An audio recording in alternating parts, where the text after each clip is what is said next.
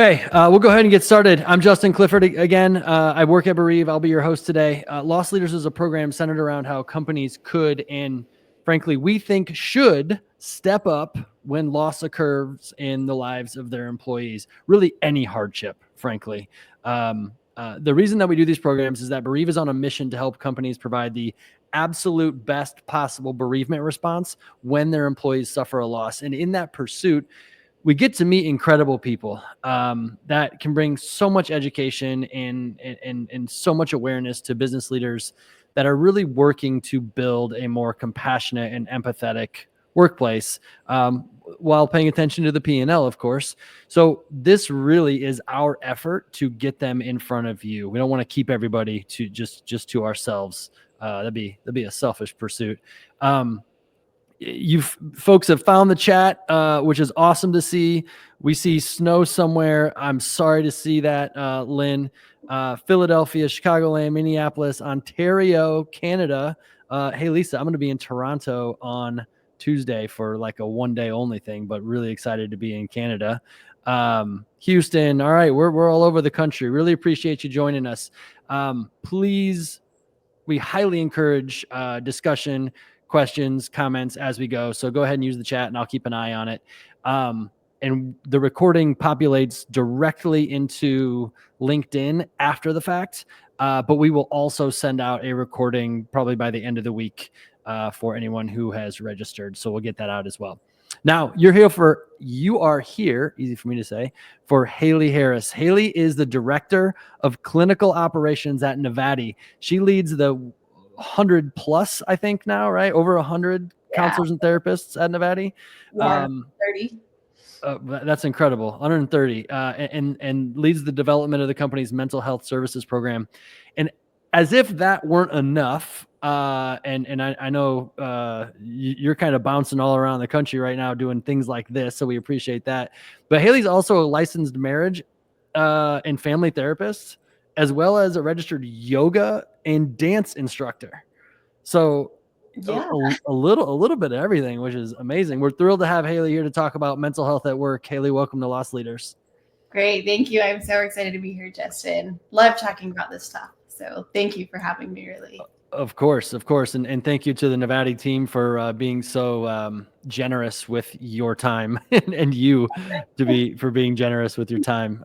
Spend a little bit of time with the Navati crew. Got to visit the Navati booth at Transform. I got a hat that says therapy is cool. Yes. Which I was sporting when I got home. Yeah. Nice. I have a little beanie, which I don't use much now in Arizona, but I do previously. Yeah. So, hey, can you start just, I've said the name Navati like 6 times now. Can you start a little bit telling us a little bit about what Navati does? Yeah, we are a mental well-being platform for companies to provide to their employees, as far as looking at well-being through what some might say is like a holistic lens, where we aren't just focused, the whole thing's about mental health, but looking at mental health in different ways, because everybody's well-being is going to look different and how they take care of themselves, and being proactive is really what we try to push as well. So we have on-demand videos in not just mental health, but yoga, of course, but nutrition, physical health, life coaching. We call it purpose, spirituality type of things. And then we also they can access one-on-one sessions with a licensed counselor, a licensed nutritionist, a fitness trainer, a life coach. So we have a variety of ways for people to access what they need for mental well-being. Right.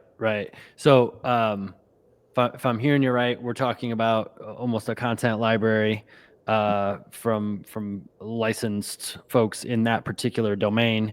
Yes. and the ability to initiate live one-on-one sessions. Yeah, they can access live one-on-one sessions, and typically you can access them within 24 hours out. So We typically try to have people on hand for when people need. We also offer crisis support for companies.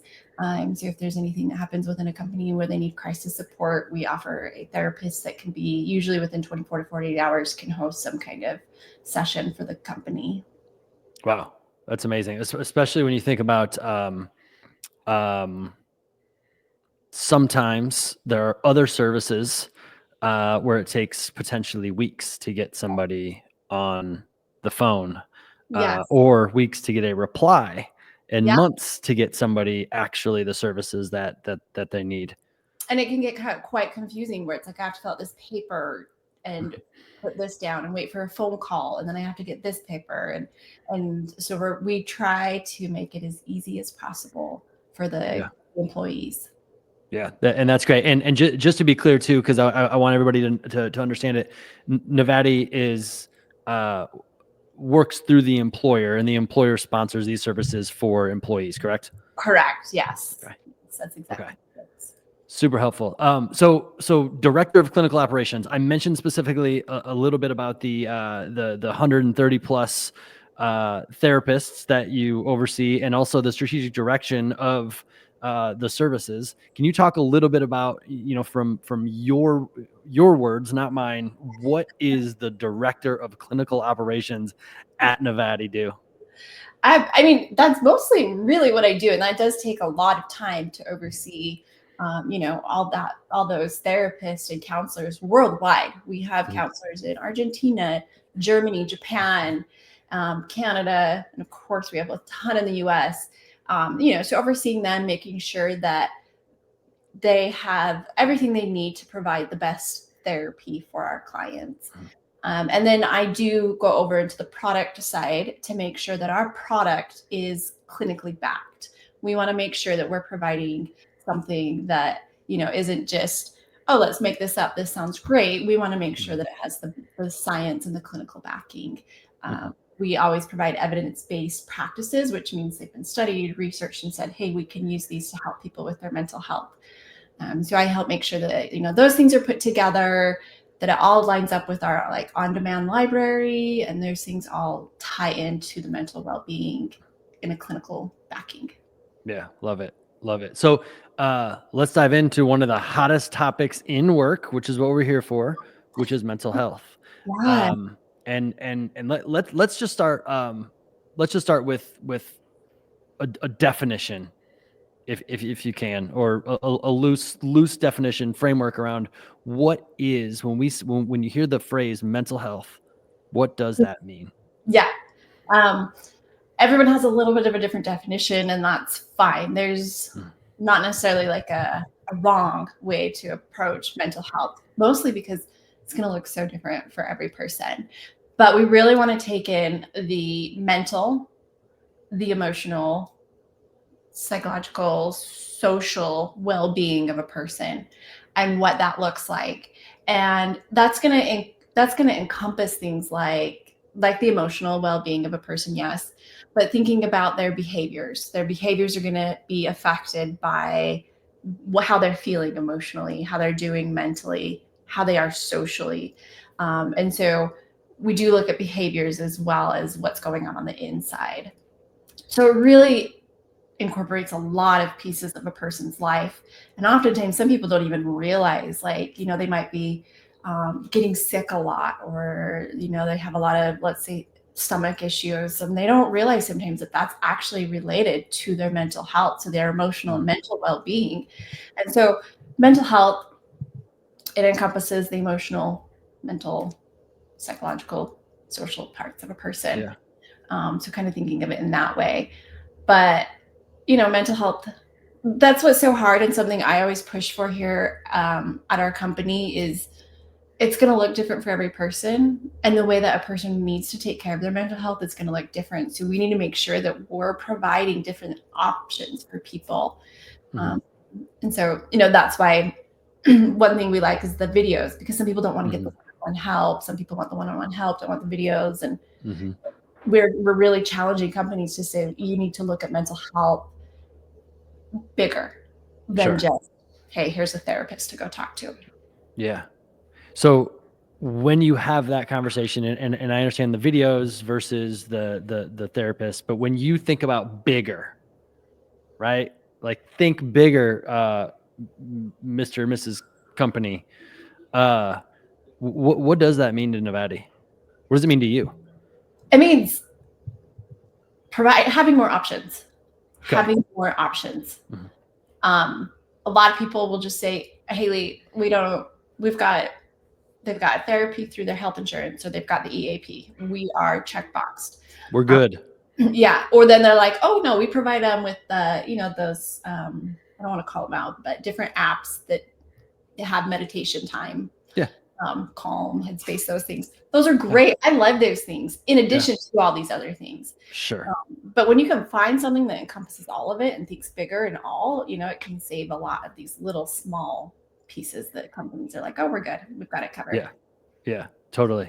I often try to give myself physical health analogies to mental health just to wrap my head around everything. And I feel like the Calm app, the meditation app, whether it's Calm or Headspace or any of them that I have used that are fantastic, it's almost like giving somebody like one set of dumbbells at the gym. I feel Exactly. like, right? It's like you get the 25 pounder, and good luck. Like keep the most. What's that? Make the most of it. Yeah, exactly. And you can do a lot with a couple 25-pound dumbbells, but you can only do so much. Yeah, it only takes you so far. It's like, mindfulness, maybe we'll talk about this more later, but I love mindfulness. It's a great tool we use in therapy, but people hear the word, they don't know what to do with it. And that's what I feel like giving that, access to one of those apps is. It's like, learn mindfulness, but it's like, okay, but how does that even relate to my mental health? How do I use that to improve my mental health? Yeah. That's a key. Totally. I've had kind of this lingering thought that I actually turned into something on LinkedIn today, but I'm going to ask you about the state of mental health, because I think it's really important. I feel like we've come a long way just as a society, which has been phenomenal. But in 2019, if you were in therapy, you probably blocked it off on your calendar. It was private. Yes. You had to deal with like people scheduling over it all the time. You're like, no, I can't do that. And they say, why not? And you're like, well, I can't really, how do I talk about it? It becomes awkward. And then 2020 hits, 2021 hits, companies start dishing out the Headspace apps, the Calm apps, thinking about like, how do we enhance a little bit of mental well-being? And then they realize, hey, we need to do more than that. So they enhance their EAP, or they start doing some therapy services. And then, 2023, at least for me, what I experienced was 2023 rolls around and leaders are now talking about their therapy journeys, and people are unlocking the privacy on their calendars and saying, hey, I will take a meeting with anybody, but not during 1 to 2 on Thursday. Right. Yes. I use that because that's when my block was. But it was like, it said therapy, and it was open, and anybody at our company could see that I was in therapy between 1 and 2 on Thursdays. And that felt really good to not have to like hide that. Yes. So there's all this progress that's being made from at least my experience. I'm really curious from like where you sit. What is 2025 state of the state of mental health at work? I agree with you, Justin, that there has been so much improvements, and I agree with that similar timeline as far as what people are saying and doing. The leaders are talking about it more, which we encourage, and we encourage leaders when we go into companies, talk about mental health, talk. But there's still a struggle, and typically we see that within the culture of the workplace, that we're still having a hard time getting the overall culture to change. And we say, talk about it, open up, but people are still really scared to. They're really scared about, how does this affect my job? My like ability to, as far as what are they going to think of me at work?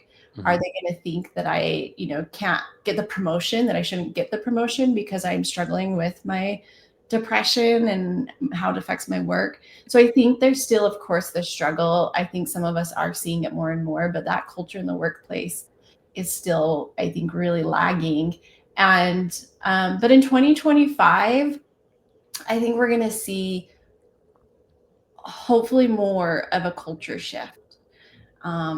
Because I think some companies are finally realizing if we don't start doing this, we're not going to keep employees, because especially the younger generation, they care. They care more about what the culture of the company is and that it helps their mental well-being more than, if it's a good job or not. And so I Yeah, think companies are starting to have to get on board. sure. So it sounds like from your perspective, and I'm going to throw up Sherry's question here because I think it fits very well. Mental health in the workplace has been stigmatized in comparison to physical health. Is this changing? It sounds like I think the it's the answer is yes, starting to. Yeah. For some companies. I mean, some companies we're Yep. still really seeing, you don't even talk about it, and you don't, they're too scared to say anything about it. Like burnout, we're seeing, and that was the other thing I was going to mention about 2025, I think, is we're just seeing higher levels of burnout. And so I think that's where we're going to just start seeing people leave if they can't. I get that question all the time, Haeli, like my company's not making any changes. And, if I have to, I'm going to leave. And so I think we'll see that happen more and more, that higher number of burnout. But I think it's definitely changing. The mental health stigma is changing.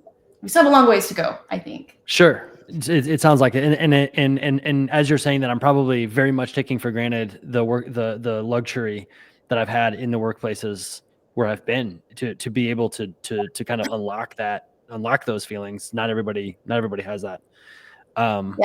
You mentioned something interesting around like younger generations that are entering the workforce that care, that are paying a lot of attention to mental health. They're probably more educated than any other generation around mental health that has ever existed, I would imagine.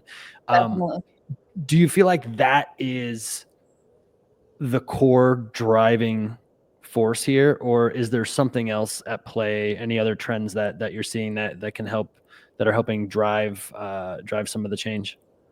I mean, I think that's a really big one that's driving it. I also, as we're talking more about mental health and having healthier mental health, less burnout, less overwhelmed, the term I've been speaking about this a lot is boundaries, like how to have healthier boundaries. And so I think people are just trying to say, like, enough is enough. I've driven myself too far into the ground. I have to stop at some point. I can't keep living like this. Sure. And I think a lot of people are starting to recognize that more and more, and saying, like, it's okay to put boundaries in place. And so we're talking a lot more about that and how to do that. And that comes with what we do with work. Yeah, totally. Total aside, but I have a couple boundaries that I set with our kids in the morning, and I held firm on a boundary this morning with our 8-year-old that I really wanted to give in on. It's so but I knew, right? He's so great, right? But like, I held firm, and it was hard for me. But after that, I felt like we had a clear path forward. Yeah. And you can do that with yourself, with your own boundaries. You hold firm with those boundaries. And you feel like you have a better, clear path forward between your work and yourself. Totally. So you started saying a little bit of like employers are starting to realize they have to pay attention to this, and a part of that was about retention. Yes. I feel like when you think about mental health, and I always throw CFOs under the bus because they're the ones in my mind that are always behind the spreadsheet of the P&L. And I know this isn't necessarily true, but anybody paying attention to the P&L and thinking about investing in mental health, looking for an ROI, typically, right, feels kind of squishy. Like, what do we get if we make this investment? I'm curious, from you, in your experience, what is in it for employers outside of just the making sure it's accessible to people who might care about it as a retention mechanism? Is there anything else that you've seen that it is could move the needle on a P&L? Yeah, I just spoke last week, and one of our clients was on with us, and it was so great to hear them. They've done case studies since they've had us on with them, and they found that even just their employees knowing that they had access to us, even if they didn't use our platform, knowing that they had access, they felt like they felt more valued by their employer. They felt like their employer actually cared and wanted to help the employees in some way.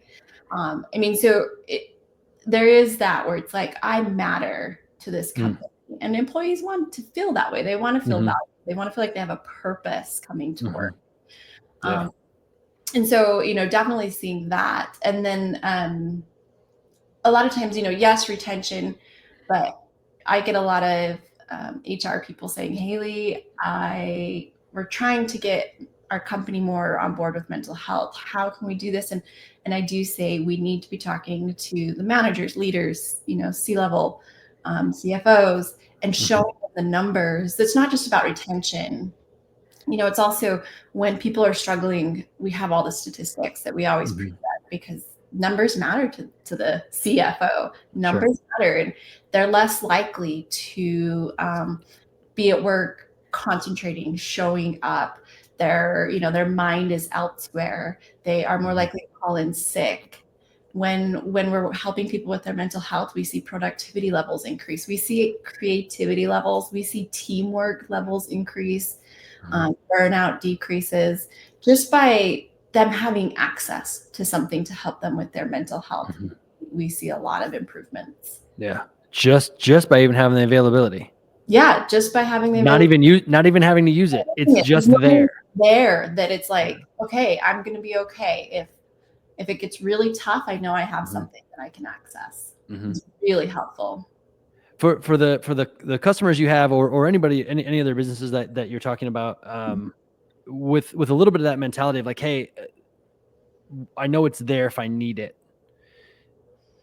Have you seen any shift in terms of maybe a more proactive approach that people in general, maybe not the companies, but people in general, companies might have to promote it extra, but people in general are thinking about taking, right? A lot of folks that I talk to about their therapy journey usually begins because something went wrong, something hit the fan, right? Can you talk a little bit about kind of the importance, or I'm assuming it's important, but a proactive approach versus a reactive approach? Yeah, and that's something we really try to push for and have the companies talk about is, use this to take care of yourself. Use this to get some videos, to have some tools on how to stay on top of your mental health so it doesn't get to crisis mode. And I just like you said, Justin, as far as usually people do go to therapy because something's happened really bad. But then the hope is that therapy teaches them these skills that help them prevent or recognize sooner before it gets to that bad of a point. And so, that is something we do try to encourage. And part of our product is to say, hey, try to take care of it before it gets to that crisis. And that's where we encourage, healthy sleep habits or eating healthy, moving your body, doing some meditation to stay on in front of it. We look at proactive care. And that's where, obviously I don't love EAPs. I'm not totally against them. I think they can help in some ways, but EAPs are typically like crisis. That's all they're for. When I've had a problem, not get tools before the problem happens. Yeah, totally. And I feel like there's a little bit of a coming around to understanding. I mean, we've understood physical fitness since at least the 80s when my mom was hitting aerobics, right? Like, but mental fitness as well. And that doesn't necessarily have to be therapy. It could be meditation. It could be just calm moments. It can be a lot of things. And it feels like we're starting to understand that a little bit. Is that the way to think about it? Like, is it helpful to think about it in the same way that we think about physical activity, or is that the wrong path? No, I think it's a really great way to, somebody mentioned comparing it with the stigma. It is another way to compare like what we need to be doing, right? We know that if we eat unhealthy, we're going to get sick. And so why, we should know, it should just be known. It's not though. If we have these really unhealthy coping skills, we're going to get sick mentally. Like it's going to hurt us at some point if we don't learn how to have healthy coping skills or healthy mechanisms and tools. Yeah. It's interesting. My doctor, when I turned 40, said, "Hey, this is," and I'm just kind of recalling this now that we're having this conversation, but he said, "Hey, this is the decade where you need to keep your belt size. Like, don't, don't increase your belt size. Don't let your pant size at your waist increase, because that's going to be harder for your body to cope with in your 50s and beyond." Mhm. And so that's kind of like the process that I've gone through. But he didn't say anything to me about like, "Hey, also don't let this other thing happen with your mind," right? Like Yeah. there was no conversation about that. Why do you think that is? I mean, I think they're just not there yet as far as Mm-hmm. they also make sure that you're really staying on top of your sleep hygiene. I mean, sleep hygiene Mm-hmm. is so important for our mental health. I think we're getting there. When I took my kids, they're older now, but when I took my kids to the doctors, even now, sometimes I have to fill out a form, right, that says, "Have you been feeling down?" or Mm-hmm. last 2 weeks, have you had these kind of thoughts? Are you feeling anxious? So I think they're starting to do it, but you know, yes, that's a physician's job, but Mm-hmm. also they're looking more at the physical piece of us. Mm-hmm. And so it's not Sure. necessarily their job. And so maybe we need to be having checkups with therapists and Mm. psychologists on Yeah. the mental health piece. Are we doing regular checkups there? Right. Right. That's interesting. Interesting. Um, so kind of getting back to the company for a second, I've heard uh, business people say it's not our job to concern Oh, ourselves with the personal lives of our employees, and mental health is a personal thing. yeah. I'm curious, like what's your response to that? I think it's a little ridiculous if a company thinks that a person's personal problems aren't their work problems as well. If you have a person, going through a divorce or grief, it's going to affect how they show up at work. It's going to affect their ability to focus, their ability to do a good job. They're more likely to make mistakes when they're struggling with that stuff. And so we can still keep a level of personal life is personal life is work, but we have to be up in the night if we're thinking that their personal life is not going to affect their Mhm, ability to show up at work and do a good job at work. mhm, And that's where I tell companies, like, it's a blend now. It's now this blend. What's people, a lot of people don't like the term work life balance. mhm, A lot of people are now saying like work life harmony or mhm, integration because of the way we take our work home. mhm, We're on the weekend and we are thinking about work. It's just how we are as humans. And instead of trying to deny that and say no, keep them very separate, it's more like how can we do this in a healthy way that's going to benefit the company mhm. and the employee? Yeah, yeah, love it. So think about like we've talked a little bit about the evolution, the path to uh, more mental health support, path to destigmatizing mental health and therapy at work. I'm curious, in your mind, like what's going really well right now on this topic? What's working? So one of the things you said earlier is something that we see really working a lot, and that is getting the leaders, the managers, C-level to talk about the mental health. Um, that is a huge. It changes the whole culture of the Hmm. company. We see higher utilization rates of our product when it's coming from the leadership team talking about, hey, it's okay, you can use this, it's here for a good reason. Hmm. Or if they're talking about their own personal struggles, we see it also better. An employee can put it feels safer putting Hmm. boundaries in place if they see their leaders putting boundaries in place. Hmm. They're saying, "Hey, take time off and don't respond on your vacation, or don't respond when you're not working." And if that's coming from their leaders, they feel safer. Hmm. And so, and that's where I know for HR, it's a really big struggle to get the leaders on board to do that. But Hmm. that's where we try to come into our company, and we really try to encourage, and we do manager trainings as well. We find I mean, not just us, but the therapy world, when managers are talking about mental health and getting trained on mental health, um, they also have a better culture, which we talked about, and that's also what's working, is just changing the culture in the company. Yeah.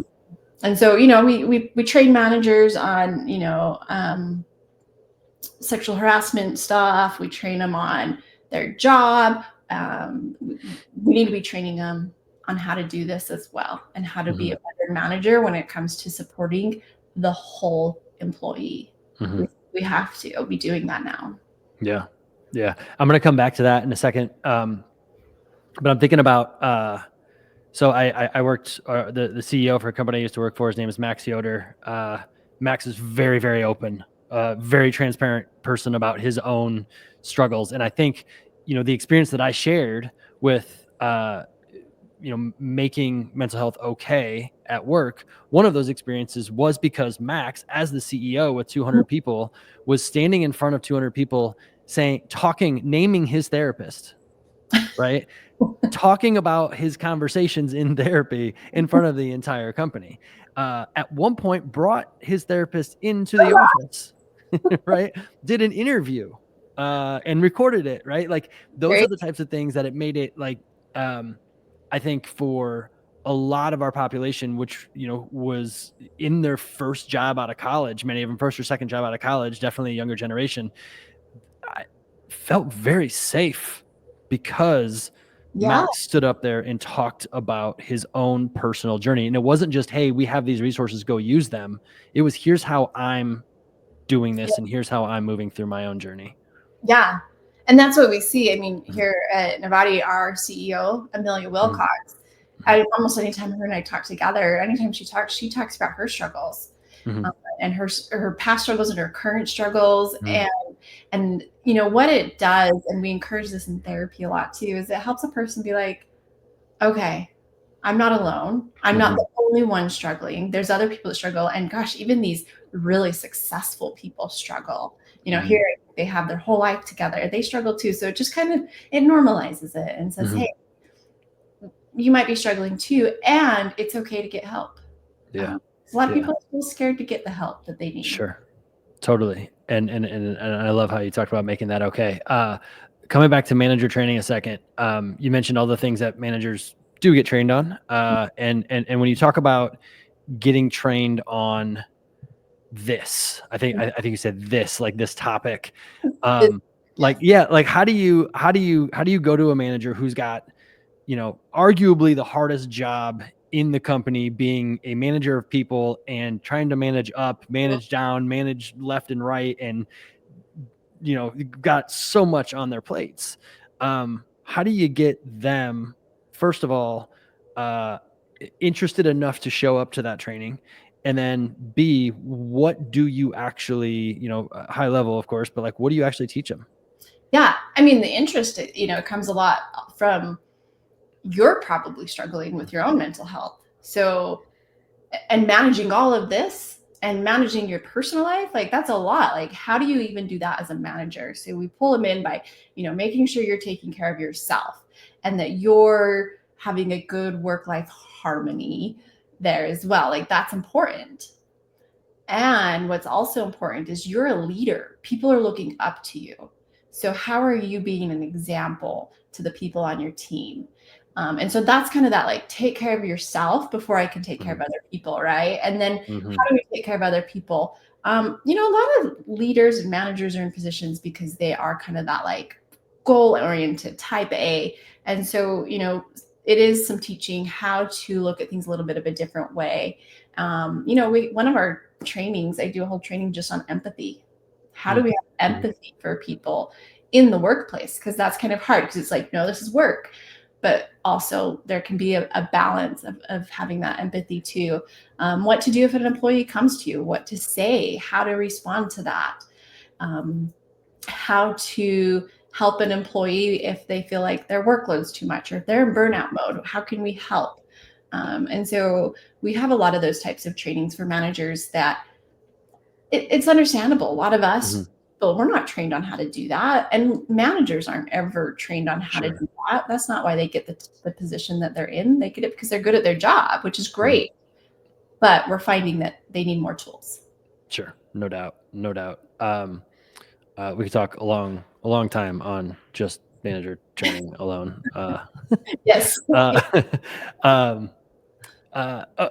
Quick wins. If I'm an HR leader or a manager or an executive on this call or watching it later, obviously you run out and you hire an Avati, right? Obviously. By the way, I'm not compensated for that, at least yet. Maybe after this, we'll see what happens. But you obviously run out and do that. But like quick wins that might be that they could almost start going to do today without any investment. Might take a little bit of guts, but other than that, they can just go. Looking at what can you do to change the culture, and that's going to look different for everybody because every company, right, has different little things about them that they need to work on, and a lot of that's going to come from talking about it, talking. In marketing, there is this way, I don't know what it is, but like before a customer buys a product, like they have to see something about it so many times. Mm-hmm.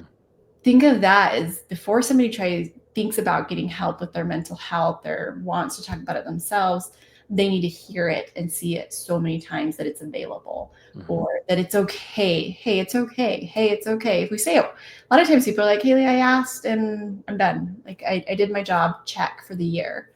No, we need to be asking and talking about it over and over and over again. And so just looking at how you can change it in the culture is talking about it is, I think, the number one way that most people can do it without going and changing the product or getting these manager trainings or, high level stuff. I think that's something to start. And being an example yourself, setting those boundaries yourself, talking about the help you're getting, like we just talked about. I think that's going to open it up as well. Yeah.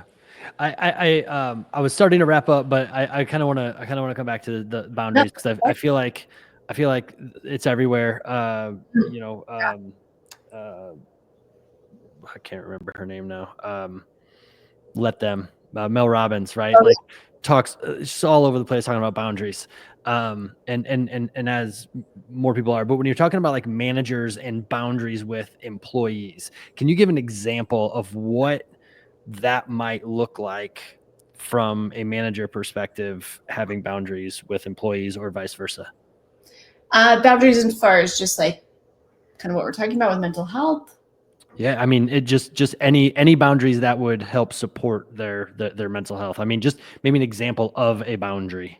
One of the biggest ones is that I see people struggle with a lot and talk about is getting emails or notifications when they're not working by their manager.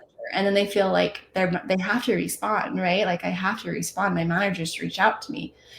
So, can you send it in an hour? Can you do a schedule send and send it at a different time? Can you put in there, hey, I know this is an emergency, or let them know like this is an emergency, just respond whenever, making sure that the employee knows that they don't have to respond right away.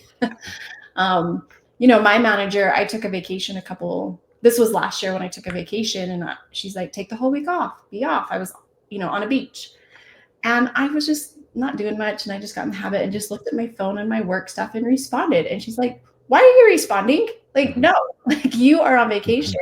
I told you to take vacation. Don't respond. If it's an emergency, I'll reach out to you. So it's just setting those boundaries. A lot of people feel like they can't take real time off anymore. They have because of the phones and like access to ours. All the people are like, I feel like I'm always on. Yeah, no doubt. Lisa suggested that this is something familiar to her. Mental health, mental wellness, and mental illness are the three pieces to mental well-being. I'm going to have to shift and move within one or perhaps more of these pieces. So I'm just calling this out because I wanted you to see this, Haeli, because she's saying great work. Yeah. And it's true with mental health, mental wellness, mental illness. They are kind of different things. And having a mental wellness to take care of our mental health will help hopefully prevent some mental illness, or to make sure we manage our mental illness. Yeah, awesome. I asked about short-term quick hits. How about longer term? Like if I decide, hey, I'm going to go do some of these quick hit things, like what should I be thinking about as my path forward to? I started to use the word ideal. I don't know if there is an ideal state, but if there were, like, as close to an ideal state, from a culture, from a practice, from tool availability, is there a framework or a structure that even a manager can be thinking about within their own team, if it's not going to be adopted company wide, that people can start to think about as they work through their teams and help them support their mental well-being? It's just going to be all those like little things that we continue to do. Like I said, sometimes people check this off. A lot of times people are like, oh, we talked about mental health during our open enrollment, Haeli. We're great. We're fine. But, like we encourage managers to have one-on-ones, that it's not just where we talk about work. We talk about anything and everything, that it's the employee, whatever they want to talk about, supporting time off, supporting boundary setting, and talking about mental health. All these things are going to just add up to create this great little box, this great little framework. And it's making sure we maintain that month after month, year after year, and looking at how can we create a long-term shift is going to be those types of things in that small box. Yeah, I love it. And the word practice just comes to mind. Just make it a practice. And if it's a continuous drumbeat that you're, I mean, it almost feels like it has to be almost a personal, I don't even know what the word I'm looking for is, but something that you're making a priority long term, and it has to be an ongoing drumbeat versus just that once a quarter type of box. Yeah, brushing it off and being just like, we did it, and it's practice. We whenever I work with clients and they have a habit that they're trying to change, and they're like, I just want it to be done. It's been a month. Why am I not better? Why is it not changing? We've been doing it this way for so long that it's going to take quite some time to create lasting change. Yeah. And that's going to apply in the workplace as well, especially if we're starting from scratch at the workplace. Yep. Awesome. Well, Haeli Harris, thank you so much for being here. Thank you so much for your insight, sharing your professionalism, your expertise. We're super grateful for it, as I know our viewers and listeners are as well. And any parting words that you'd like to share? I would just say, make sure you're taking care of your mental health first. Always be making sure that you're doing what you can to be proactive as well. There's a ton of free resources out there for this now. There's so much out there that you don't have to have a product. You don't have to have all the access to therapy. There's a lot out there. Awesome. Well, thank you for that. Greatly appreciate your time again, and what you're doing, and what Novati is doing in general. Folks, thanks for being here. Next up in a couple of weeks, we'll have Michael Walsh. Goodness, the CEO of CareLoop, a company that focuses on helping employees with caregiving needs in their personal lives. Really excited to talk to Michael and have him bring his expertise to share with you as well. Until then, be well. We'll talk soon. Thank you.